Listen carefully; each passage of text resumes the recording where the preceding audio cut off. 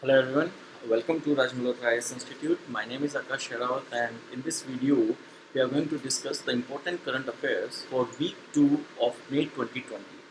So the first topic that we are going to discuss is AIIB, that stands for Asian Infrastructure Investment Bank. Alright, so it is a important international organisation जिसके ऊपर UPSC आपसे prelims में question पूछ सकती है. So one thing very important to note, this topic is exclusively we are covering for prelims. It is exclusively for prelims क्योंकि ऐसे एक पर्टिकुलर इंस्टीट्यूशन के ऊपर मेंस में आपसे सवाल नहीं पूछेंगे. ये सिर्फ हम प्रीलिम्स के लिए ये टॉपिक कवर कर रहे हैं. सो AIIB is our first topic, Asian Infrastructure Investment Bank. Before going ahead, let me tell you why I am teaching you this topic. Asian Infrastructure Investment Bank was in news for this particular week because this bank has approved a sum of 500 million US dollars to India to help India fight COVID-19 pandemic. So India is fighting, making efforts to fight this coronavirus disease 2019 on COVID-19 pandemic, and to help India in its efforts, 500 million US dollars sum is approved by AIIB. इससे ज़्यादा आपको इसमें जानने की जरूरत नहीं है कि ये पैसा हम कहाँ खर्च करेंगे, कैसे खर्च करेंगे, क्यों खर्च करेंगे. It is immaterial. Only this much is important from the prelims point of view. What is more important in your examination is that you should know about this bank AIIB. So the first and the foremost information that you should know about AIIB is that AIIB is a multilateral development bank. Alright, so this AIIB is a multilateral development bank.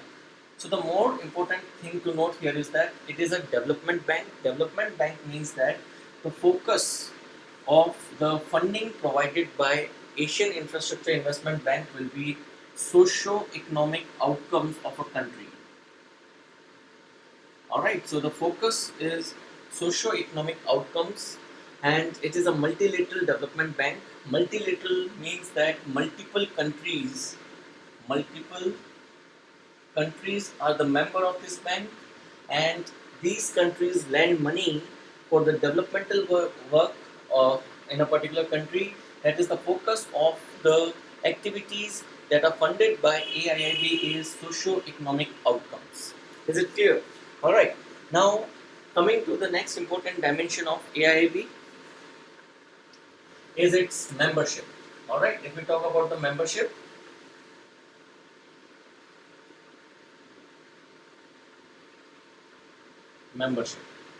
so जब AIIB बना, at that time there were 57 founding members.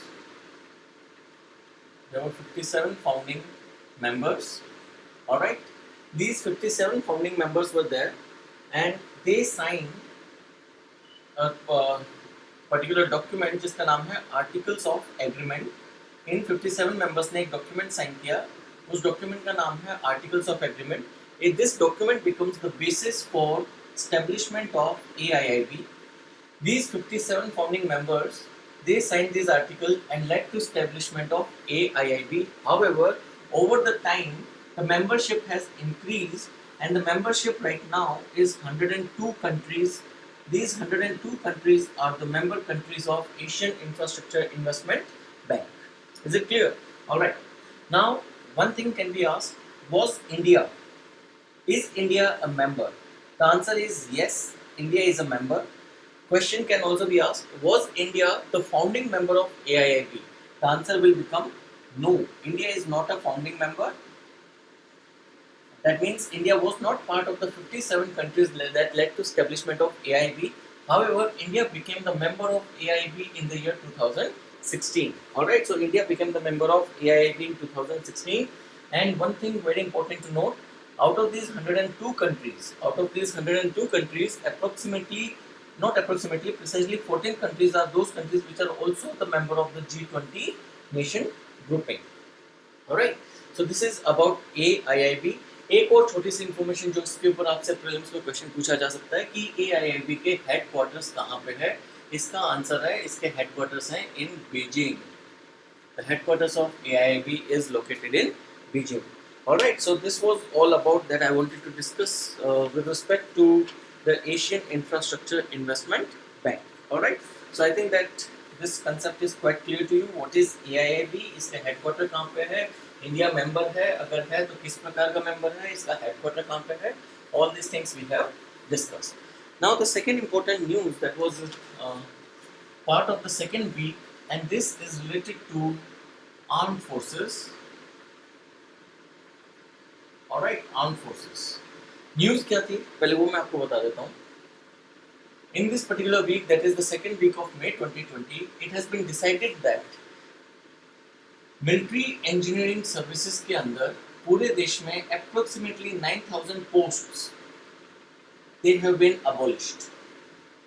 Alright, so the news is that in the armed forces, particularly in the military engineering services, 9,000 posts have been abolished, and this decision has been taken by the Ministry of Defence. So Defence Minister ने approve कर दिया कि जो military engineering services हैं, आप उनमें से approximately 9,000 जो post हैं उनको abolish कर दीजिए, and this decision has been taken in pursuit of the recommendations.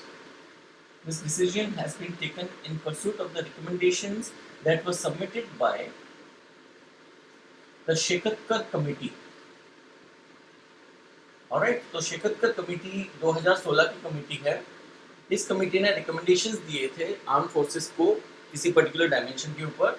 उस रिकमेंडेशन के बेसिस पे मिलिट्री इंजीनियरिंग सर्विसेज ने अप्रोक्सीमेटली 9,000 पोस्ट अबॉलिश कर दी हैं in military engineering services, and the decision taken by ministry of defence. Now, what were the recommendations and term of reference of Shekatkar Committee? This we are going to do later as part of this current affair. पहले हम देखते हैं what will be the impact of abolishment. What will be the impact of abolishment of these 9,000 posts in the military engineering services? The first and the foremost impact will be, it will result into optimum utilization of resources. देखिए ये जो 9,000 post इन्होंने approximately जो 9,000 post इन्होंने eliminate करी है, इन post को eliminate करने के बाद में इन पोस्ट पे कोई रिक्रूटमेंट नहीं होगा. इन पोस्ट पे जब कोई रिक्रूटमेंट नहीं होगा तो कोई सैलरी नहीं देनी होगी, और ये पोस्ट ऐसे थे जिनकी रिक्वायरमेंट नहीं थी. तो why do you want to pay salary to those posts which are not at all required? So that is the reason that for this particular week this Ministry of Engineering Services के अंदर military engineering services के अंदर 9,000 post को हटा के optimum utilization of resources इन्होंने ensure कर दिया. ये बहुत ज़रूरी है. You must be surprise to know that out of the total defence budget, अगर हम डिफेंस बजट की बात करें तो 70% of the defence budget in our country it goes to salaries and allowances. Alright, salaries and allowances, that means हर 100 रुपये में से 70 रुपये आप डिफेंस में सिर्फ किस चीज़ पे खर्च कर देते हो? सैलरी और अलाउंसेस के ऊपर. तो इंडिजनाइजेशन में कहाँ खर्च करोगे? कैसे आप मॉडर्नाइज करोगे? कैसे नई इक्विपमेंट लेकर आओगे? उसके लिए तो आपके पास सिर्फ 30 रुपये बचते हैं. मेंटेनेंस भी तो करना है आपको, चीज़ें जो आपने खरीद रखी उनको मेंटेनेंस भी करना है. हार्डली 18-54 बचती है आपकी डिफेंस टेक्नोलॉजी के अपग्रेडेशन के लिए. तो ये रैशनलाइजेशन बहुत ज़्यादा ज़रूरी है. So the first impact of this removal of 9,000 abolishment of 9,000 posts is that it will result into optimum utilization of resources. What will be the second impact? Second impact अगर हम बात करें, the second impact will be that it will result into restructuring. It will result into restructuring of workforce. All right, workforce restructure हो जाएगी, and it will result into easy outsourcing. It will result into easy outsourcing. देखो, जो चीज़ बहुत ही routine activity है, उस activity के लिए अगर आपको एक्सपर्ट नहीं चाहिए तो why do you want to waste money into those activities? It is better that you outsource it. You outsource it to the private players. When you outsource it to the private players, the efficiency will go up, and because of the private players coming in, competition will go up. And this competition will ensure higher quality of service. So एक तीर से बहुत सारे निशाने हो सकते हैं। अगर आप रिस्ट्रक्चरिंग करते हैं, आप फालतू की चीज़ों की जो रूटीन एक्टिविटीज़ उनको आउटसोर्स कर दो, प्राइवेट प्लेयर को दे दो, टेंडर निकाल दो, ठेके ठेके पे उठा दो। उससे प्राइवेट प्लेयर्स की वजह से एफिशिएंसी बढ़ गई, कंपटीशन बढ़ गया, जिससे आपकी हायर क्वालिटी ऑफ सर्विस मिलेगी। और जो तीसरा इम्पैक्ट हो रहा है because of this 9000 post being abolished, the third very important या significant impact that is happening is जो रिमेनिंग मिलिट्री इंजीनियरिंग सर्विसेज है, it will only deal with highly complex issues. All right, so it is again nothing but a part of optimum utilization of resources. अब engineering services देखो, जो आपकी public works department है, अगर आपकी city में PWD है, अगर एक सपोज करो कि बंकर, चलो बंकर तो बहुत ही स्पेशलिस्ट वो हो गई, बिल्डिंग हो गई। सपोज करो कि एक कमरा बनाना है, अब एक कमरे के लिए आप मिलिट्री इंजीनियरिंग सर्विसेज को यूज़ करो, उसकी जगह पर आप पब्लिक वर्क्स डिपार्टमेंट ही यूज़ कर लो। Getting my point? So routine चीज़ों को लिए आप प्राइवेट सेक्टर हायर कर लो, और जो मिलिट्री इंजीनियरिंग सर्विसेज की जो एक्सपर्टाइज है उसको आप एक्सक्लूसिवली कॉम्प्लेक्स स्ट्रक्चर बनाने में यूज़ करो। जैसे कोई बंकर बनाना है, जैसे आपको ट्रेंचेस बनानी है, जैसे आपको बॉर्डर फेंसिंग करनी है, वहाँ पे आप मिलिट्री इंजीनियरिंग सर्विसेज का यूज़ करो, बाकी जगह आप आउटसोर्सिंग कर दो। और एक बहुत ही सिग्निफिकेंट इम्पैक्ट, जो फोर्थ सबसे बड़ा इम्पैक्ट होगा of this abolition of 9000 posts, it will result into estimated saving of worth rupees 25,000 crore over next 5 years. All right, अगले 5 साल में 25,000 करोड़ रुपए की सेविंग हो जाएगी आपकी इस पर्टिकुलर डेवलपमेंट की वजह से। So what does it mean? 25,000 crore रुपए आप एडिशनली बचा के कहाँ इन्वेस्ट कर सकते हो? मॉडर्नाइजेशन के ऊपर, इंडिजिनाइजेशन के ऊपर, and procurement of the best quality material. So in a way, this restructuring of military engineering services is a very good step that has been taken in pursuit of Shekatkar committee. All right, Shekatkar committee. यहाँ पे एक fact note कर लीजिएगा जो आप ऐसे और अपने मेंस के आंसर में यूज कर सकते हो। According to Stockholm Institute of Peace Research Institution, all right, according to SIPRI, what is India is the third largest. India is the third largest military spending nation. Alright, अगर आप amount of military में जो पैसा जाता है, अगर आप उसके हिसाब से देखें, India is the third most spending nation in terms of military expenditure, only after US then China. US is the largest military expending nation, after that China is the second largest, and third is India. Despite we are the third largest military expenditure spending nation, we are spending 70% of our defense budget on useless things, that is providing salaries and allowances, and not for creation of sophisticated machinery or equipment. Alright, so now here we have to discuss this committee जिसके ऊपर एक exclusive question आ सकता है, and this committee is Shekatkar committee. It is Shekatkar committee. This Shekatkar committee was set up in 2016 with 2 terms of reference. Alright, TOR basically means that terms of reference. So Shekatkar committee was set up in the year 2016 with 2 prominent terms of reference. The first term of reference was that, what was the first term of reference? It has to project, it has to forecast ways, or it has to recommend ways to enhance combat capability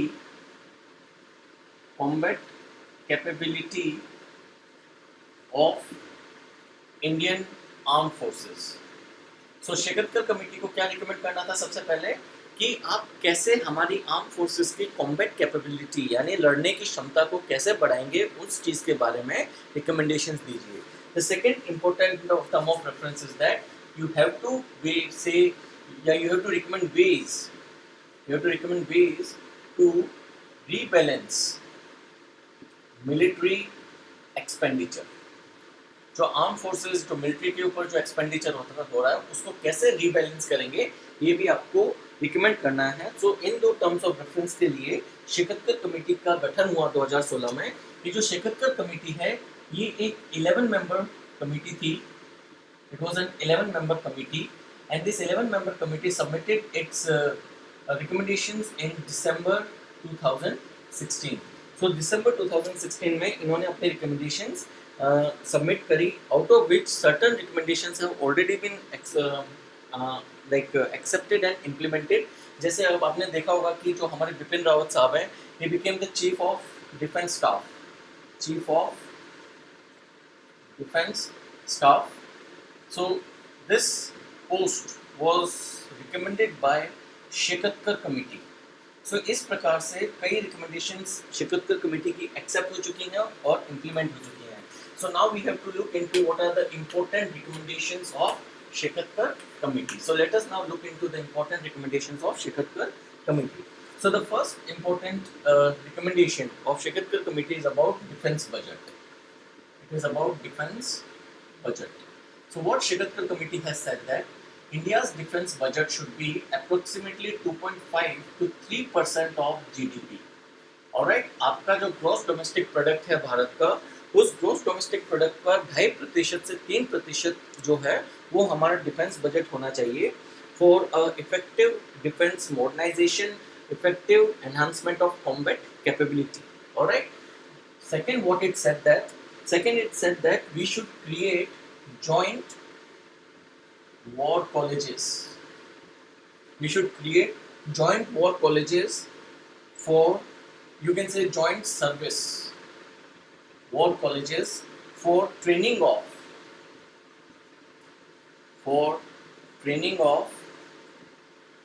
middle level officers.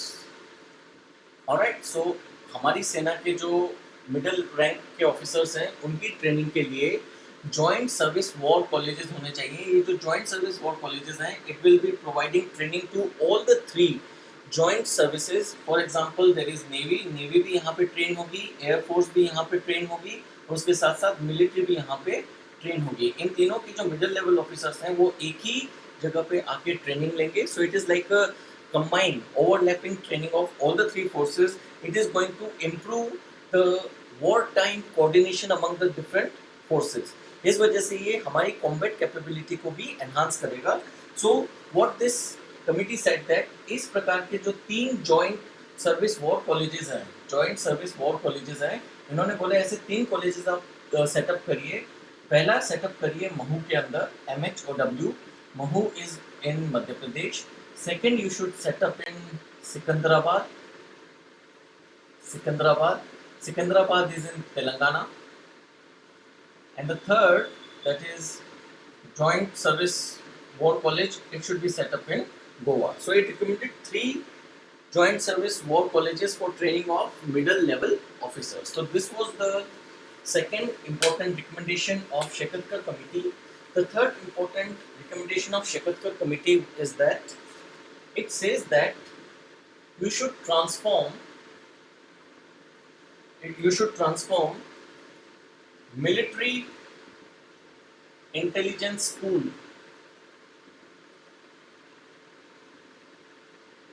in Pune into tri-service intelligence training establishment. Into tri-service intelligence training establishment. Alright, so what it has recommended कि जो पुणे में आपका military intelligence school है, so the intelligence school that is exclusively dealing with military, alright, not navy and air force, उसको transform करिए और ऐसा transform करिए कि joint service, tri service, navy, air force as well as military की intelligence training एक साथ हो. It is going to enhance the combat capability of Indian Armed Forces. So this is another recommendation of Shekhar committee. All right.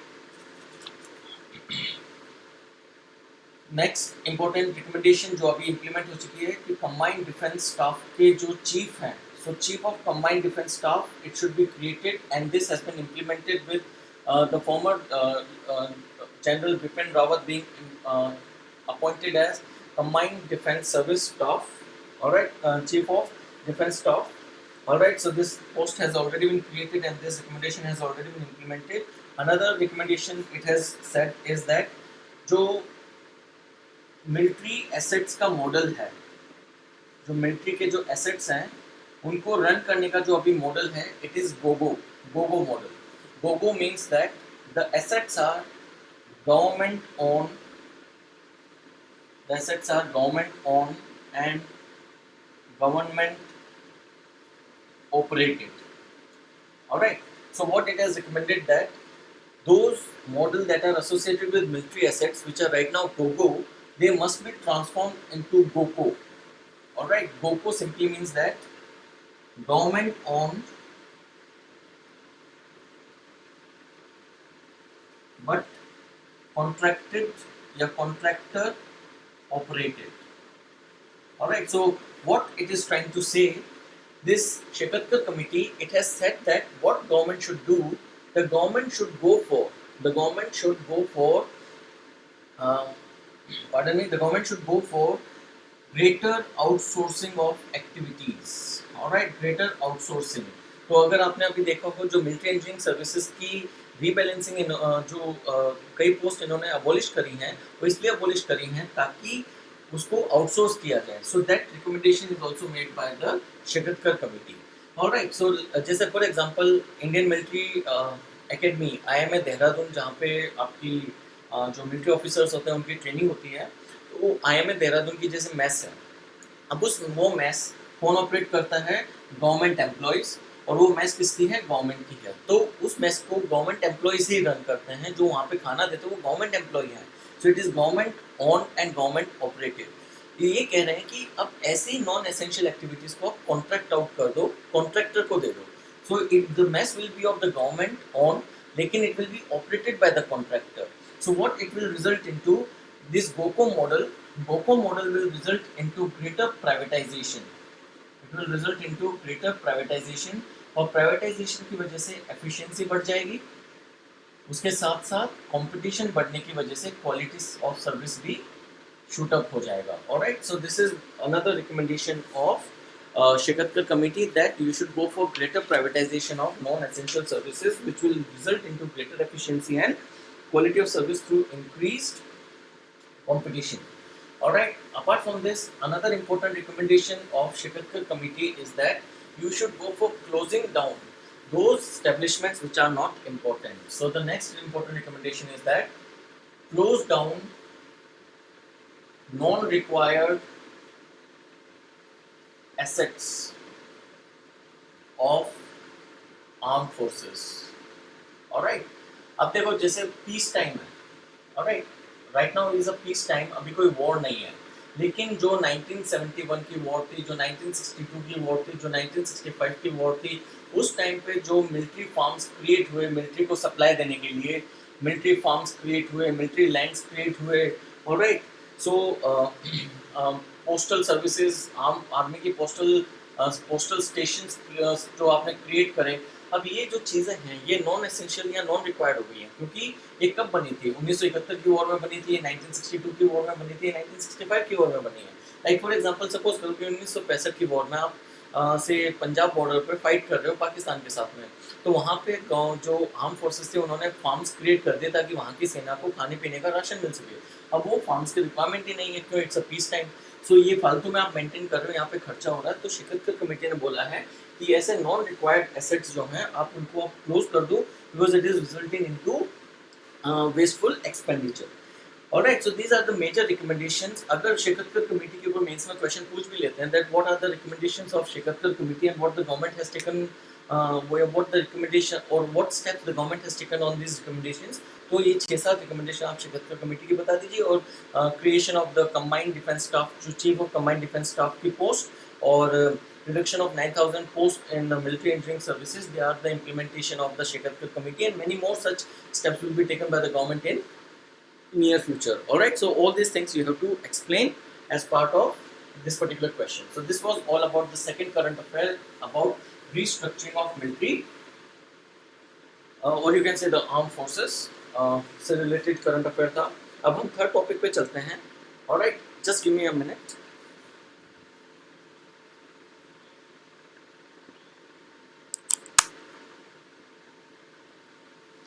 Alright, so now we are going to talk about the third topic.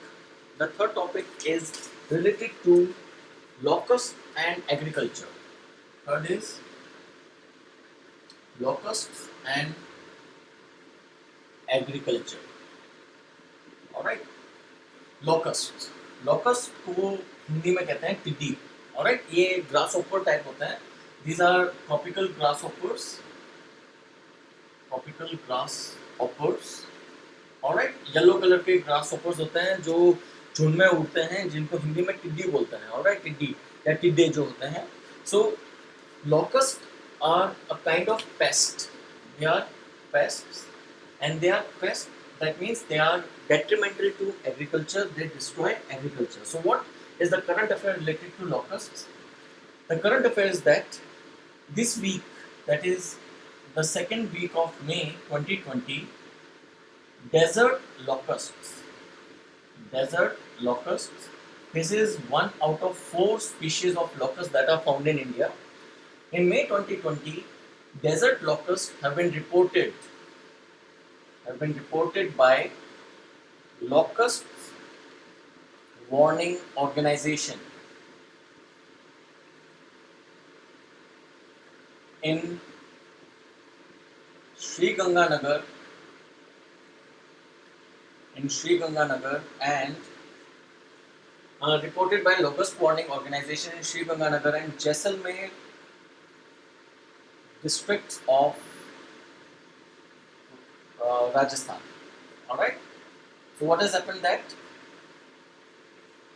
जो locust warning organisation है, ये राजस्थान और गुजरात के desert area में, agricultural area में जो locust होते हैं उनको रिपोर्ट करते हैं. इन्होंने मई 2020 में डेजर्ट लोकस्ट रिपोर्ट करे हैं. जनरली जो डेजर्ट लोकस्ट होते हैं वो इस एरिया में जून एंड और जुलाई में आते हैं, लेकिन this time they have come early in May 2020. Alright, so this has been reported by the Locust Warning Organization that in the year 2020 the locust attack has been early as compared to normal years when the locusts usually attack between June and July. Alright, before we go ahead, एक चीज मैं आपको बता दूं, this organization, Locust Warning Organization, it is a government organization under Ministry of Agriculture and farmer welfare. Alright, related important fact है कि जो locust warning organization है, it is a organization under Ministry of Agriculture and Farmer Welfare, and this organization it report as well as suggest measures to control locust attack in the scheduled desert areas of the 2 states, Gujarat and Rajasthan. Alright, so this locust warning organization, it is a organization under Ministry of Agriculture and Farmer Welfare, which is created for control, detection and prevention of locust attacks in the scheduled desert areas of Gujarat and Rajasthan. Okay, so now one concept you must remember, जो आपसे question पूछा जा सकता है कि regular years में जो locust जून और जुलाई में अटैक करते हैं, उन्होंने इस साल मई 2020 में क्यों अटैक किया. सो इसके पीछे जो कारण दिया गया है वो ये दिया गया है that there is an upsurge in number of desert locust. Alright, जो डेजर्ट लोकस्ट की जनसंख्या है उसके अंदर एक बहुत ही बड़ा इजाफा देखने को मिला है. So there have been reports of a significant increase in the number of desert locusts. Now the question is that why is there a upsurge in the number of desert locusts? So इसके पीछे geographical कारण है. So what is the reason? आपको पता है कि 2018 में Oman और यमन में 2 ट्रॉपिकल साइक्लोन्स आए थे. ओमान में जो साइक्लोन आया था उसका नाम था मेकुनु, MEKUNU, मेकुनु, और यमन में जो साइक्लोन आया था उसका नाम था Luban. So Luban in Yemen and Mekunu in Oman, ये 2018 के ट्रॉपिकल साइक्लोन्स हैं. और इन ट्रॉपिकल साइक्लोन्स ने क्या करा कि जो सदर्न अरेबियन पेनिनसुला है, इस सदर्न अरेबियन पेनिनसुला में लेक्स क्रिएट कर दी. झीलें बना दी because of the rain that accompanied these two tropical cyclones. These lakes resulted into breeding of the desert locust and ultimately their number increased manifold. Alright, so जो टिड्डे पहले कम संख्या में थे, नाउ उनकी नंबर बढ़ गई है, और जो पहले ये जून और जुलाई में अटैक करते थे, इन्होंने इस साल मई में ही अटैक कर दिया, particularly in the regions of Sriganganagar and Jaisalmer in the state of Rajasthan. Alright, now जो locust हैं, locusts, they are known for a very unique, or you can say locusts are a type of tropical grasshopper. Tropical grasshoppers, alright, they are different from the normal grasshopper. जो आपके जो ये हरे वाले grass hopper आपको बारिश में देखने को मिलेंगे, उन ग्रास हॉपर से ये लॉकस्ट डिफरेंट है. क्यों डिफरेंट है? क्योंकि these tropical grasshopper or locust, they have a unique quality and that is known as gregarization. Alright, so जो normal grasshoppers होते हैं उनसे थोड़ी सी अलग एक यूनिक क्वालिटी होती है इन tropical grasshoppers में, और उसको बोलते हैं gregarization. और gregarization क्या होता है? It is a capability of insects. It is the capability of insects to transform individual living insects into swarms of insects. Alright, so what is gregarization? Gregarization is the capability of insects जहाँ पे वो individual और solitary अकेले रहने वाले insects झुंड बना लेते हैं. They develop themselves into swarms. This is basically known as gregarization. जो normal grasshopper होते हैं, they do not show gregarization, but the tropical grasshoppers, that is locust, they show gregarization, and that is why they are a big threat to agriculture. That is why they are a big threat to agriculture. Alright, so this makes these locusts a big threat to agriculture, and this argument why they are big threat to agriculture, it can be supplemented by the fact that the locusts, they can travel, locusts can travel approximately 1 kilometer in one day. Alright, so बहुत लंबा area ये cover कर सकते हैं, और उसके साथ साथ in favorable situations, in favorable conditions, अगर टेम्परेचर और ह्यूमिडिटी इनको फेवर करती हैं, तो इन फेवरेबल कंडीशंस में they can become 20 times in just 3 weeks. 3 हफ्तों में ये अपनी संख्या 20 गुना बढ़ा सकते हैं अगर सब कुछ इनके फेवरेबल रहा. So that means that they are very good at sustaining themselves. They can travel long distance and they can multiply. उसी के साथ साथ अगर हम इनको इस फैक्ट के साथ भी जोड़ दें कि एक एडल्ट लॉकस्ट अप्रोक्सीमेटली 2 ग्राम पर डे का फ्रेश वेजिटेशन खा जाता है, तो एक स्मॉल स्वॉर्म जो है, it can and up in one day the amount of fresh vegetation that can sustain 35,000 individuals in one day. जो 35,000 इंडिविजुअल्स एक दिन में खाना खाते हैं, उतना ये स्मॉल स्वॉर्म एक दिन में नष्ट कर देगा of these locusts, because they are capable of consuming 2 grams of fresh vegetation per day, which is equivalent to their body weight.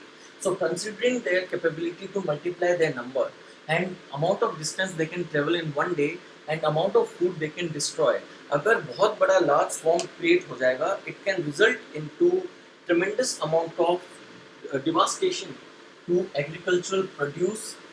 Alright, and कई ऐसी हिस्ट्री में भुखमरी बता रखी हैं जो किसकी वजह से हुई हैं, which has happened because of locusts. So locusts are capable of producing devastation plagues in the world. Alright, now how you control them? So locust attack, locusts, they can be controlled through spreading of organophosphates. These organophosphates, they are nothing but they are pesticides which are working on locusts. So organophosphates अगर आप छिड़कते हैं तो आप locust की activity को control कर सकते हैं. Alright. Now, one of the example is malathion. Malathion is a organophosphate which is used in controlling the locust attack in a particular region. अगर आप इंडिया की बात करें, in India there are 4 species of locusts that are found. The first species we already discussed, which are known as desert locusts. The second is Bombay locust. The third species of locust found in India is migratory locust.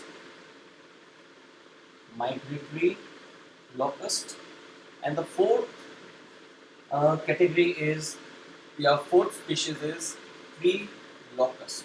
So these are the 4 species of locusts that are found in India, and these species, particularly the desert locusts, they come to India following a certain route. They come from Arabian Peninsula.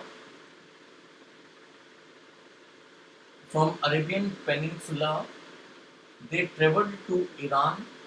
From Iran they traveled to Pakistan, and then from Pakistan they enter into Rajasthan through Rajasthan in India, or they may also enter through Gujarat. So Gujarat Rajasthan के अंदर ये enter करते हैं India में from Pakistan में enter करते हैं from Iran, and from in Iran they enter from Arabian peninsula. So that is the reason that the storms Menkunu in Oman in 2018 and Yugun in Yemen in 2018, they can be associated with what? They can be associated with early locust attack in May 2020. So this is all about locust, their impact on agriculture, and presence of locust in India, and why this particular year there was an early attack of locust in India.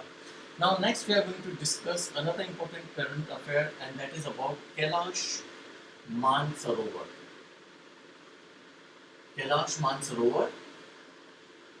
So it is basically a pilgrimage. जो कैलाश मानसरोवर है, it is a pilgrimage, जिसको बोलते हैं यात्रा. Alright, so it is a travel of pilgrims. It is a yatra of pilgrims, and this is known as Kailash Mansarovar Yatra.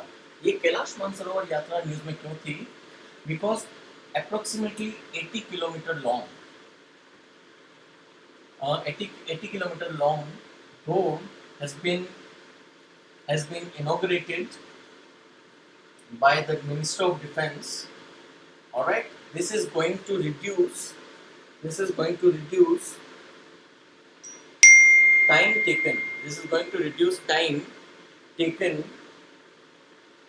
for Kailash Mansarovar यात्रा. Alright, so जो कैलाश मानसरोवर यात्रा भी बहुत लंबा टाइम लेती है, it is going to be the time for Kailash Mansarovar Yatra is going to reduce dramatically by creation of this 80 kilometer long road, and this 80 kilometer long road is between the place which is known as Dharchula. It is located in Pithoragarh district of Uttarakhand. Uttarakhand के Pithoragarh district से धारचूला के लिए Dharchula in Pithoragarh district of Uttarakhand. सो वहाँ से एक road create किया है आपने लिपू लेक पास के लिए. Alright, this Lipulekh pass, it is on India China border. So from Dharchula in Pithoragarh district to Lipulekh pass, 80 kilometer road has been constructed, which is going to be finalized by the year 2022, which is going to reduce the time taken for Kailash Mansarovar Yatra. एक चीज का ध्यान रखिए कि जो Lipu lake पास है, इसका दूसरा नाम है कियांग ला. Alright, so name is Kiang and La means pass. So Kiang La is same as Lipu Lake Pass. Alright, this Lipu Lake Pass, it is a tri-corner pass. पास का मतलब समझते हैं ना? पास का मतलब है कि जैसे ये माउंटेन है, तो माउंटेन के बीच में ये जो एरिया होता है, ये यूज किया जा सकता है for movement of material, for movement of people. Alright, so ये जो लिपुलेख पास है, so this road will connect Dharchula, alright, Dharchula to this area which is known as Lipulekh Pass. This Lipulekh Pass is also known as Kiangla, and this Lipulekh Pass is also known as Tri-Corner Pass, which is a pass between the three countries, which is shared by the three countries. The three countries are India, China and Nepal. इसको Tri-Corner Pass भी कहते हैं. So it is an international it is an international mountain pass. Alright, now let's go ahead. थोड़ा सा कैलाश और मानसरोवर के बारे में मैं आपको बता देता हूँ. थोड़ा माइथोलॉजिकल है, तो हो सकता है कि क्वेश्चन पूछ लिया जाए, क्योंकि कई बार यूपीएससी पूछ लेती है. जो कैलाश है, इन कैलाश मानसरोवर यात्रा, Kailash stand for mount Kailash. Alright, जो हिंदू माइथोलॉजी है, अकॉर्डिंग टू हिंदू माइथोलॉजी, जो शिव भगवान है, Lord Shiva and the goddess Parvati, they reside on a mountain and the name of that mountain is Meru. Alright, so they reside on a mountain and the name of that mountain is Meru. So Meru is a heavenly mountain. It is an heavenly mountain, and this heavenly mountain is where Lord Shiva and Goddess Parvati reside. Meru का जो earthly embodiment है, यानी मेरू का जो अर्थ के ऊपर जो निवास है, that is basically known as Mount Kailash. So what is there in heaven is Meru पर्वत, और उसका ही इंडिया पे अर्थ के ऊपर जो वर्चुअल शेप है, it is taken by Mount Kailash. So Mount Kailash is associated with residence of Shiva and Goddess Parvati. This Mount Kailash, it is located in China occupied Tibet. It is located in China occupied Tibet, और mount Kailash की height है approximately 6,675 meters. The height of Mount Kailash is 6,675 meters. तो ये जो यात्रा है, ये mount Kailash के बेस तक जाती है, और उसके साथ साथ में they also visit a lake. Alright, and the name of the lake is Mansarovar Lake, which is located 30 kilometers south of Kailash पर्वत. ऑलराइट, तो माउंट कैलाश के 30 किलोमीटर साउथ में एक लेक है जिसका नाम है मानसरोवर. सो दिस कैलाश मानसरोवर यात्रा, दिस यात्रा makes the pilgrims visit Mount Kailash, which is residence of Lord Shiva and Parvati goddess, and also a very holy lake which is located 30 kilometers south of Mount Kailash. This Kailash Mansarovar Yatra, it is organized by a government agency, and the name of that agency is Kumaon Mandal Vikas Nigam. Kumaon Mandal Vikas Nigam. Alright, it is a government agency.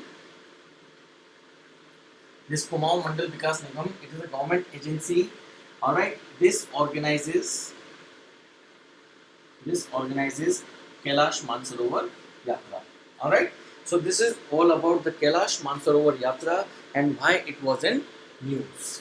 So this was the fourth important current affair topic for this particular week. Now let's move to the fifth topic, and the name of fifth topic is Olive Ridley Turtle. If I am not wrong, Olive Ridley Turtle हमने कुछ week पहले discuss किए थे. एक बार वापस से उनको discuss कर लेते हैं, आपका रिवीजन हो जाएगा. और क्योंकि ये एनवायरमेंट का टॉपिक है जो यूपीएससी कई बार पूछती है, तो I think that it's good to cover this topic. So we are going to cover the information about olive ridley turtles. Alright, पहली चीज़ है ये टर्टल है. टर्टल और टॉर्टोइज में अंतर होता है. टर्टल और टॉर्टोइज में ये अंतर है, turtle lives in water, tortoise lives on land. ठीक है, तो ये गलती मत करना कि olive ridley turtle is a land bearing species. नहीं, ये पानी में मिलता है, because it is a turtle, it is not a tortoise. So olive ridley turtle is a turtle species. Alright, ये न्यूज़ में इसलिए था because mass hatching of olive ridley turtle eggs have started at Rushikulya कुलिया। सो ऋषिकुल्या एक जगह है जहाँ पे बहुत बड़ी तादाद में आकर ऑलिव रिडली टर्टल्स अंडे देते हैं, और अब इस मई वीक 2 2020 में ये एग्स जो हैं इनकी मास हैचिंग स्टार्ट हो गई है। ऋषिकुल्या जो है यूपीएससी ने पूछा हुआ ये कहाँ पे है। It is located in Odisha. It is located in Odisha. It is the largest rookery of olive ridley turtles in the world. Rookery means nesting site. जो टर्टल्स होते हैं उनकी नेस्टिंग साइट को रूकरी बोलते हैं। Rishikulya in Odisha, it is the largest rookery of olive ridley turtles. Second largest is Mexico, coast of Mexico, and the third largest is Costa Rica. These are the three largest rookeries of olive ridley turtle. The largest is in India, in Odisha. The place is Rushikulya. The second largest is Mexico, and the third largest is Costa Rica. Alright, चलते हैं आगे। ये जो olive ridley turtles हैं, they are carnivores. Alright, they are not herbivores. They are carnivores. Very important information with respect to UPSC prelims examination. So these olive ridley turtles, they are carnivores, and apart from this, you should remember that they are the smallest turtle species. सभी turtle species में the smallest turtle species is olive ridley turtle, and not only smallest, they are the most abundant also. They are also most abundant of all turtle species in the world. Alright, if we talk about their protection status, according to International Union for Conservation of Nature and Natural Resources IUCN Red Data Book, इनका IUCN status है vulnerable. They are vulnerable as per the IUCN status. And apart from this, if we talk about the Wildlife Protection Act, according to Wildlife Protection Act 1972, they are given the highest protection, and they are put into the Schedule 1. They are put into the Schedule 1 of Wildlife Protection Act 1972, and on the basis of Convention on International Trade in Endangered Species, जिसको हम बोलते हैं CITES, ये CITES के Appendix 1 में mentioned है. That means that under the International Trade in Endangered Species, they are provided the highest protection. All right. So this is all about the olive ridley turtles. इनका नाम olive इसलिए आता है क्योंकि इनकी जो ऊपर जो कवर है, जो शेल है, it is a color of olives. That is why we are basically calling them olive ridley turtle. All right. So this was all about olive ridley turtle. Now next important topic we are going to discuss. Next important topic we are going to discuss is very much you are awaiting for this topic, and it is Vizag gas leak. आपको पता है कि विशाखापट्टनम में इस week एक बहुत ही जहरीली gas leak हुई है, which is known as, this incident is known as Vizag or Visakhapatnam gas leak. So what has happened that there is a gas which is known as styrene gas. Styrene gas के leak की वजह से approximately more than 10 people were killed and more than 1,000 people they were hospitalized. All right, they were hospitalized because of the leak of styrene gas from the plant of LG Polymer, which is located close to the city of Visakhapatnam or Vizag. All right.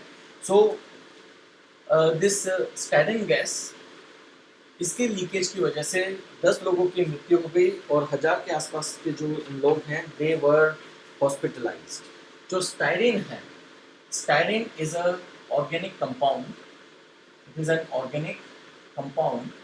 Organic compound basically means it is a product made up of multiple carbons. It is a product made up of multiple carbons. इसका जो chemical formula है it is C8H8, और इसका अगर हम shape देखें it is something like this. Alright. So आपको पता है बेसिक अंडरस्टैंडिंग ऑफ केमिस्ट्री से इस प्रोडक्ट को बोलते हैं बेंजीन. ऑलराइट, और इसके अंदर भी ये बेंजीन जैसी एक रिंग है. therefore this styrene, it is a derivative of benzene. Alright, benzene का फॉर्मूला है C6H6, स्टाइरिन का फॉर्मूला है C8H8. Alright, okay. Benzene and benzene-like products, they are basically known as aromatic compounds. They are known as aromatic compounds. Aromatic compounds are those chemical compounds that burn with aromatic black soot. Alright, they burn with aromatic black soot. इस वजह से benzene और benzene के जो derivatives होते हैं उनको हम aromatic products बोलते हैं. Alright, so there is styrene gas, which is an organic compound, which is also a derivative of benzene, and it is an organic aromatic compound. This compound was leaked in Visakhapatnam, leading to death of more than 10 people as well as hospitalization of some thousands of individuals. देखिए ये जो styrene gas है ये generally factories के अंदर, in factories it is stored as liquid. It is stored as liquid. जो styrene है, styrene in temperatures above, styrene in temperatures more than 20 degrees centigrade, it vaporizes and converts into gas. Alright, जो styrene है वो 20 degree Celsius temperature से ज़्यादा temperature में इवेपोराइज हो जाती है and it convert into gas. तो जो LG पॉलीमर की कंपनी है विशाखापट्टनम में, लॉकडाउन के टाइम वहाँ पे जो चैम्बर थे, जो प्लांट के अंदर जो चैम्बर थे, उस टाइम पे उन चैम्बर्स के अंदर जो स्टाइरिन था it was kept under 20 degree centigrade and therefore styrene was in the form of liquid. लेकिन जब लॉकडाउन हुआ प्लांट बंद हो गया. जब प्लांट बंद हुआ तो क्या हुआ कि जो प्लांट के अंदर स्टाइरिन लिक्विड में पड़ा हुआ था, टेम्परेचर उसका बढ़ गया 20 डिग्री के ऊपर, and because of self catenation or you can say self polymerization, because of self polymerization and increase in temperature about 20 degrees centigrade because of lockdown, this styrene from liquid phase converted into gas and started leaking from this plant located close to the city Visakhapatnam, and ultimately it resulted into that death of some more than 10 people as well as hospitalization of some more than 1,000 individuals. Is it clear? Okay. Now, I think now you are quite clear कि styrene क्यों leak हुआ because of lockdown. चलते हैं आगे. Styrene जो है वो एक pollutant है, and this is found not just in factories but also vehicular emissions. जो आपकी गाड़ी का एग्जॉस्ट है उसके अंदर से निकलने वाले एमिशंस के अंदर भी आपको स्टाइरिन मिलेगा.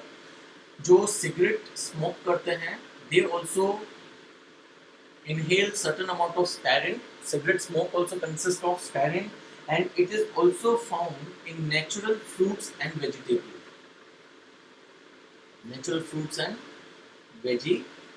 लेकिन इनकी क्वांटिटी इतनी कम होती है that it does not cause death to human beings. Styrene in industry, it is used in manufacturing of number one, it is polystyrene plastic, polyester जिसे बोलते हैं, polystyrene plastics. Apart from this, it is also used in manufacturing of rubber, it is used in manufacturing of latex. Alright, it is used in manufacturing of fiberglass. Alright, so these are the various products which are in which you use styrene gas. Alright, now this styrene gas, it is a pollutant and it has two different impact. अगर आप short term exposure में आते हैं, if you come in exposure of styrene for a very short term, it results into minor damage such as irritation of eyes. आपकी आंखों में itching हो सकती है. It can result into irritation in respiratory tracts. आपकी जो श्वास की जो भी प्रक्रिया है जिसके अंदर आपके लंग्स, लैरिंग्स, आपका गला, नोज ये है, उसके अंदर इरिटेशन कर सकते हैं. Apart from that it may result into gastro intestinal issues. Diarrhoea हो सकता है, लूज मोशन हो सकता है, वोमिटिंग हो सकती है. ये शॉर्ट टर्म एक्सपोजर है अगर स्टाइरिन का शॉर्ट टर्म एक्सपोजर की वजह से उल्टियाँ हो सकती हैं, लूज मोशंस लग सकते हैं, आपकी ब्रीदिंग आपको ब्रीथलेसनेस फील हो सकती है, इट में result in to irritation of respiratory system, या फिर आपकी आंखों में जलन हो सकती है। लेकिन अगर ये पोल्यूटेंट लॉन्ग टर्म एक्सपोजर हो जाए, long term exposure, so it is acting as a neurotoxin, it is acting as a neurotoxin. Toxin मतलब जहर, न्यूरो मीन्स आपके नर्वस सिस्टम को डैमेज करेगा, so it act as a neurotoxin and it damages central nervous system, and excess amount of styrene exposure may result into ultimately death. All right, so that is basically the issue associated with styrene. All right, now यहाँ पे थोड़ा सा मैं आपको और आसपास की चीज़ें बता देता हूँ। जो भी आपकी गैस लीक्स होती हैं, जो भी आपके ये इंडस्ट्रियल डिजास्टर होते हैं, they are to be taken controlled by National Disaster Management Authority, NDMA. NDMA has classified major accident hazards. It has identified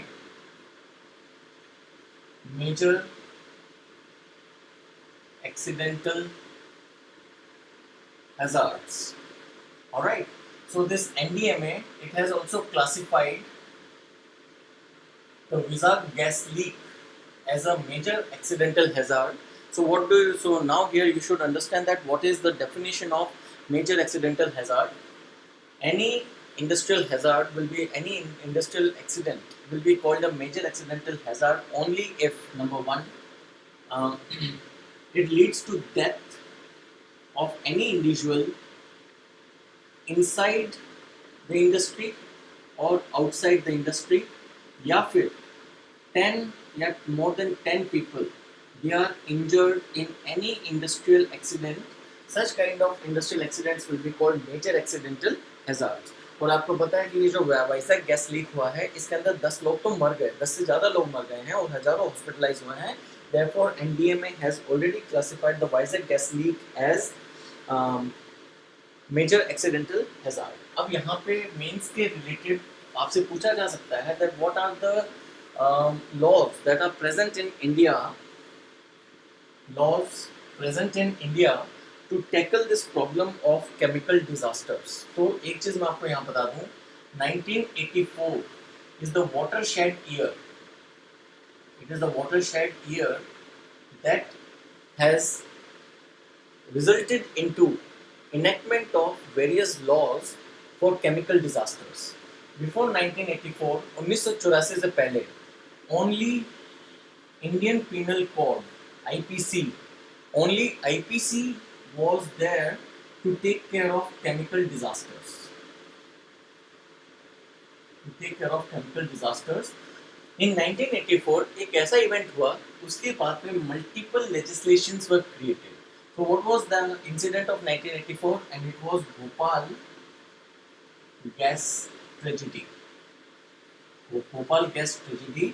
जो भोपाल गैस ट्रेजेडी है, it occurred in 1984 in Bhopal in the factory, and the name of the factory was Union Carbide Factory. ये union carbide एक company है, उसकी भोपाल में एक factory है, वहाँ से गैस लीक हुई थी, and the name of that gas was methyl isocyanate. जो मिथाइल आइसोसाइनेट गैस है, वो यूनियन कार्बाइड की फैक्ट्री से उसका रिसाव हुआ भोपाल के अंदर, and it resulted into death of more than 3,500 people officially, and it is reported that approximately 16,000 people were killed in this Bhopal gas tragedy. And this Bhopal gas tragedy is recognized as world's deadliest, or you can say world's largest industrial disaster. World's largest industrial disaster or deadliest industrial disaster is Bhopal gas tragedy that took place in 1984 in Bhopal, alright, in India. After this, we found that Indian Penal Code alone is not capable enough to fight chemical disasters, and many more laws were enacted, such as now these laws are applicable to other industrial disasters also. Number one, it is the Bhopal gas leak processing of claims. Bhopal gas leak processing of claims Act 1985. Apart from this, there is Environmental Protection Act, Environment, Environmental Environment Protection Act 1986 that also deals with chemical disasters. Then there is Public Liability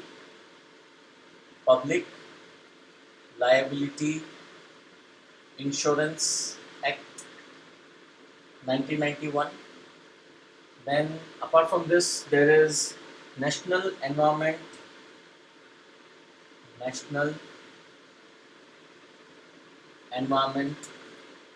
Appellate Authority Act 1997, and most recently National Green Tribunal Act 2010. Alright, so these are the other important legislations that deal with chemical disasters in India apart from IPC. These five were created after 1984 Bhopal gas tragedy, and IPC was there before the Bhopal gas tragedy, but during this Bhopal gas tragedy it was found that it was inadequate, and therefore we required that newer laws should be there to protect the interest of the people in case of chemical disaster. So this is all about styrene gas leak at Vizag. Alright, let's go ahead and start with the next topic, that is the topic number 7. And the 7th topic is Jagannath Rath Yatra. Alright, mythology से related है, culture से related है. UPSC is fond of culture और ऐसे question कई बार UPSC पूछ चुकी है. So now we are going to discuss the topic that is Jagannath Rath Yatra. Ministry of Home Affairs ने इस week चैरियट बिल्डिंग को एग्जेम्प्ट कर दिया. चैरियट बिल्डिंग को एग्जेम्प्ट कर दिया किस चीज से? लॉकडाउन से. That means that Ministry of Home Affairs has allowed building of chariot for Jagannath Rath Yatra, which is about to take place in a couple of in the next few days. All right. So because of this news, that is Ministry of Home Affairs allowing chariot building and exempting it from the lockdown, it becomes imperative for us to understand what is this Jagannath Rath Yatra. This Jagannath Rath Yatra, it is organized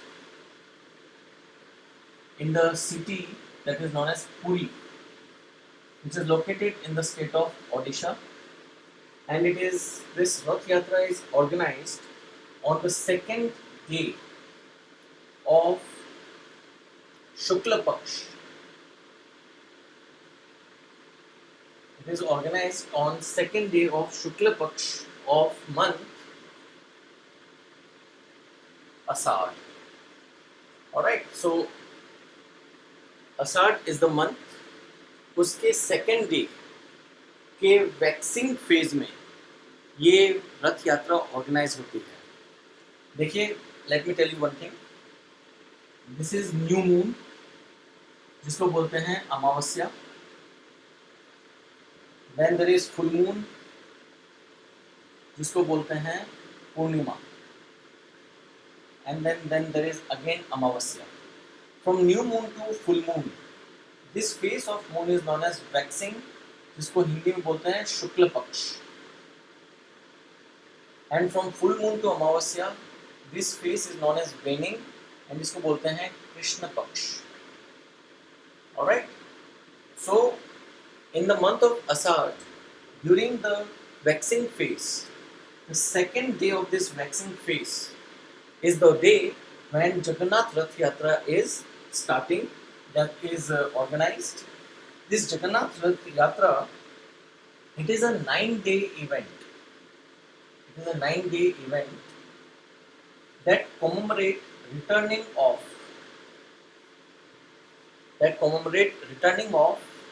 Lord Jagannath to Vrindavan. That commemorate returning of Lord Jagannath to Vrindavan with his brother.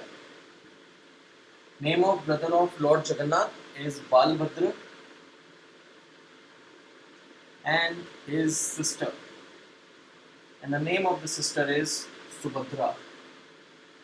Alright, so with Subhadra and Balbhadra, Lord Jagannath returned to Vrindavan.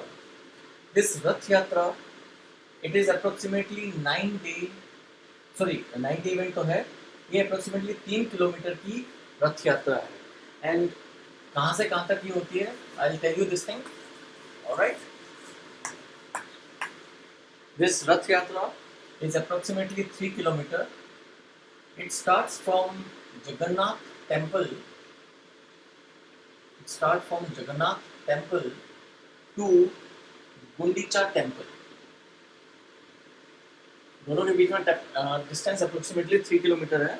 It starts from Jagannath Temple to Gundicha Temple via another temple known as Mosima Temple. Alright, so रथ यात्रा start होती है. 3 रथ होते हैं, एक Lord Jagannath का, एक बालभद्र का, एक सुभद्रा का. लॉर्ड जगन्नाथ टेम्पल से स्टार्ट होते हैं, मौसीमा टेम्पल पे थोड़ी देर होल्ड करते हैं और उसके बाद में गुंडीचा टेम्पल पहुंचते हैं और उसके बाद वापस से गुंडीचा टेम्पल से मौसीमा टेम्पल होते हुए जगन्नाथ टेम्पल वापस से आते हैं और इस पूरे इवेंट में 9 दिन का टाइम लगता है.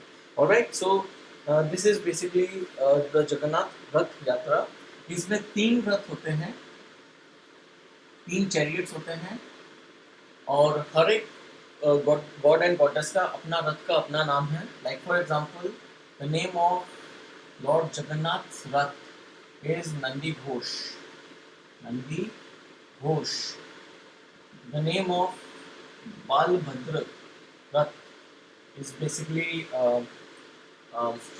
तालध्वज. Taladhwaj. Alright, the name of Balbhadra's Rath is Taladhwaj, and the name of Subhadra's Rath, it's Padmadhwaj. Padma. P-A-D-M-A, Padmadhwaj.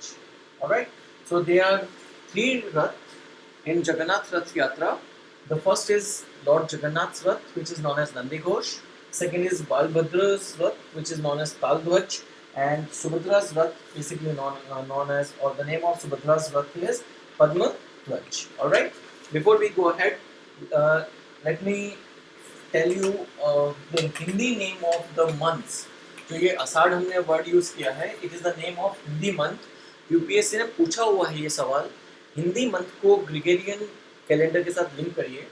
So Hindu calendar starts with the month called Chaitra, and it is somewhere around March, April according to Gregorian calendar.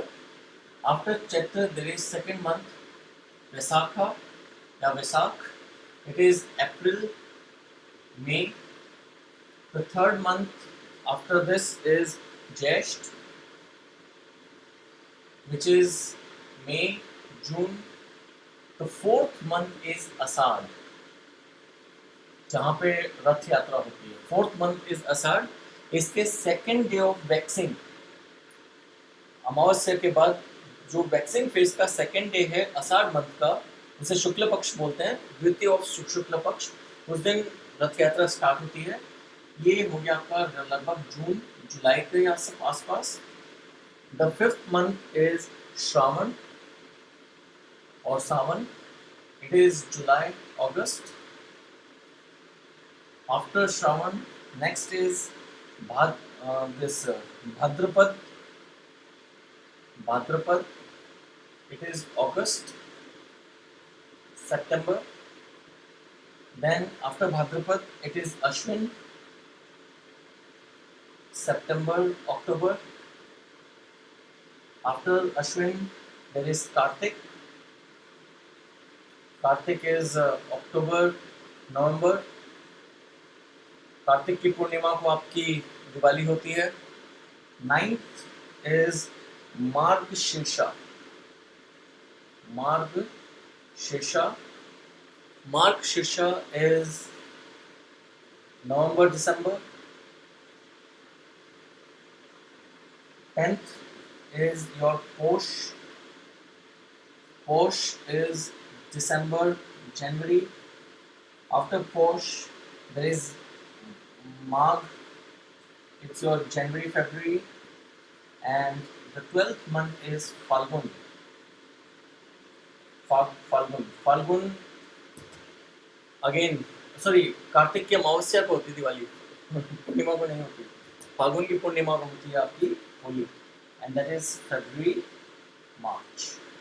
Alright, so these are the Gregorian calendar months and these are Hindi calendar months. Alright, now Hindi calendar month से ही related हमारा ये आखिरी topic है जो अभी हम करेंगे, वो है वैशाख मंथ के साथ। और वैशाख मंथ की पूर्णिमा is known as Buddha Purnima, which was recognized on 7th May 2020. Alright, so Vaishakh month की जो पूर्णिमा है उसको बोलते हैं बुद्ध पूर्णिमा। और बुद्ध पूर्णिमा को अभी हम डिस्कस करेंगे, not because of the religious character, certainly वो तो इम्पोर्टेंट है ही, थोड़ा सा जोग्राफिकल कैरेक्टर भी हम देखेंगे इसके अंदर, वो है super moon. So the final topic, the 8th topic for this particular week is Buddha Purnima and Super Moon. 8th topic is Buddha Purnima and Super Moon. देखिए, जो बुद्ध पूर्णिमा है वो हिंदू कैलेंडर के second month of Hindu calendar which is known as as. Vaishakha Vaishakh second month Hindu calendar के जो कि वैशाख है उसकी पूर्णिमा को रिकॉग्नाइज किया जाता है। The Vaishakh month purnima is basically recognized with birth, nirvana and Mahaparinirvana of Buddha. Alright, so it is recognized that Vaishakh month की पूर्णिमा के दिन बुद्ध का जन्म हुआ, बुद्ध को निर्वाण की प्राप्ति हुई, ज्ञान की प्राप्ति हुई, एनलाइटनमेंट की प्राप्ति हुई, और इसी दिन बुद्ध की मृत्यु भी हुई थी। So birth, nirvana and mahaparinirvana are the 3 events of Buddha's life which coincide with the Purnima of Vaishak month, which is the second month of Hindu calendar, which is basically known as Buddha Purnima. Alright, let's go ahead. Now,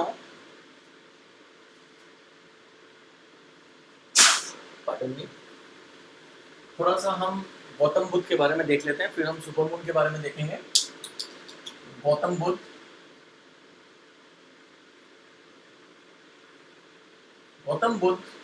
was born as Siddharth Gautam. His actual name was Siddharth Gautam. He belonged to Shakya clan that ruled area around Lumbini. Alright, so Buddha was born in Sakya clan that ruled in area around Lumbini, and the area was basically known as Kapilavastu. So Kapilavastu was the region which was ruled by Shakya clan, जिसमें सिद्धार्थ गौतम पैदा हुए थे, और जहाँ पे ये पैदा हुए थे एक्चुअल उनकी birth place is Lumbini. Alright, he was born in 563 BC, approximately 563 BC में इनका जन्म हुआ वैशाख मंथ की पूर्णिमा वाले दिन। ऑलराइट, गौतम बुद्ध 29 इयर्स की एज पे he left his home, his family and his riches, अपने सारे ऐशो आराम वैभव अपने परिवार को त्याग कर दिया उन्होंने 29 साल की उम्र में, and he lived a life of ascetic. Alright, ascetic, तपस्या करने लग गए, asceticism फॉलो करा अपनी लाइफ में, उन्होंने पीड़ाएं झेली, और ultimately after 49 day meditation he got enlightenment, इन्हें असली ज्ञान की प्राप्ति हुई under a people tree that is known as Bodhi tree, which is located in Bodh गया। अपने एनलाइटनमेंट के बाद इन्होंने सारनाथ में अपना पहला लेक्चर दिया, and ultimately in Kushinagar in UP, at the age of 80, Gautam Buddha passed away. Gautam Buddha passed away. Many people say that Gautam Buddha, he was eighth incarnation of Lord Vishnu. Vishnu भगवान के 8वें अवतार थे. Total Vishnu भगवान के 10 अवतार हैं. जो 8वें अवतार हैं वो कौन है? Lord Buddha. Alright. Now one thing you must know, in the life of Lord Gautam Buddha, there are around 5 important events, 5 main events from life of Lord Gautam Buddha. First is his birth. Birth is represented through symbol. Gautam Buddha के birth को lotus या bull, lotus और bull के symbol से represent किया जाता है. Second event was Mahabhinishkramana. Alright. इसे बोलते हैं द ग्रेट रिनंसिएशन. जब गौतम बुद्ध 29 साल की उम्र में अपना घर, परिवार, वैभव, विलास छोड़ के तपस्या करने निकले थे, उस इवेंट को बोलते हैं महाभिनिष्कर्मणा या great renunciation. It is represented by the symbol horse. ये सिंबल के साथ यूपीएससी क्वेश्चन पूछ चुकी है, इसलिए करवा रहा हूँ. ठीक है. थर्ड इंपॉर्टेंट इवेंट वाज निर्वाण. निर्वाण वाज एनलाइटनमेंट, जब उन्हें ज्ञान की प्राप्ति हुई. And it is represented by the symbol people tree or Bodhi tree. Bodhi tree is the symbol for the event Nirvana. Fourth is Dharma Chakra Parivartan. Dharma Chakra Parivartan. That represents the first lecture of Gautam Buddha at Sarnath. और इसका symbol है wheel, chakra. Alright. Wheel is the symbol of his fourth biggest event in his life, and that is Dharma Chakra Parivartan. That is the first lecture of Lord Buddha, and the first fifth event is his death, and that is represented by stupa, the structure. Alright. Architecture होता है stupa. So these are the 5 biggest events of Lord Buddha's life. Alright. Now let's go ahead. So there is a student named Priyanka. Priyanka asked me to cover the concept super moon in this lecture. तो बुद्ध पूर्णिमा वाले दिन super moon हुआ था, तो हम super moon discuss कर लेते हैं. सुपर मून, देखो, you know that moon, it goes around earth. Moon goes around earth, and the shape of the orbit, जिस पाथ पे ये ट्रेवल करता है अर्थ के around, it is elliptical. Alright. This is earth. So moon goes in an elliptical path around earth. एक distance ये है, एक टाइम पे मून यहाँ होता है, एक टाइम पे मून यहाँ होता है. एलिप्स जो होता है, ellipse is having 2 focus 1 and focus 2. Alright. और ये बीच में सिमेट्री होती है. तो अर्थ को आप कहीं पे भी मान लीजिए. So we kept earth on the first focus and moon goes around elliptical path in earth, around earth. अब आप देखेंगे ये वाला जो पॉइंट ए है और ये वाला जो पॉइंट बी है, point A of moon is closest to earth and point B of moon is farthest from earth. This distance is known as perigee, and this distance is known as apogee. ठीक है. अब आपको पता है जो चीज पास होती है वो बड़ी दिखती है, और जो चीज दूर होती है वो छोटी दिखती है. सो जब भी पूर्णिमा होगी, और वो ऐसे टाइम पे होगी जब moon is position A, which is known as perigee position. वहां पे जो भी पूर्णिमा होगी उस दिन चांद बहुत बड़ा दिखता है, उस चांद को बोलते हैं super moon. Is it clear? So super moon is the full moon which is occurring very close to the position called perigee। पेरिजी के टाइम जो चांद है वो साल में 3-4 महीने पेरिजी पे रहता है। तो उन 3-4 महीने में जो पूर्णिमा होंगी, यानी 3 से 4 जो पूर्णिमा होंगी, they will be known as super moons। This word super moon, it was एक एस्ट्रोनॉमर थे, उन्होंने इस टर्म को आइडेंटिफाई किया है, कॉइन किया है super moon. His name was Richard Nolle. Alright, Richard Nolle ने 1979 में ये वर्ड यूज किया super moon for all full moons including new moons that are occurring in a location which falls between 19% of perigee। पेरिजी के 90% area में, मतलब approximately इस area में जब भी कोई फुल मून या सुपर मून होगा उसको हम क्या बोलेंगे? उसको हम बोलेंगे सुपर मून। फुल मून या न्यू मून जो होगा within this area which is 90% of perigee, it will be recognized as super moon। This word was coined by astronomer Richard Nollet in 1979। 2020 में 4 सुपर मून थे। 4 super moon were there। The first super moon was in February, the second was in March, the third was in April, and the fourth one that was on 7th May 2020। अब इन 4 super moon के बाद next super moon will come on 27 April 2021 when moon will again come into the perigee position। Is it clear? So this जो अप्रैल वाला super moon था, it was known as super pink moon। And ये नाम है, ऐसा नहीं है थोड़ा पिंक देखा तो सुपर पिंक मून दे दिया, हल्का ब्लूइश कलर है तो ब्लू मून दे देंगे। नाम है, there is no much of logic behind that. April वाला जो सुपर मून था उसका नाम था सुपर पिंक मून, और ये जो 7 मई 2020 बुध पूर्णिमा वाला जो मून था उसको हम बोलते हैं flower moon. Alright, flower super moon या super flower moon, whatever you want to call it.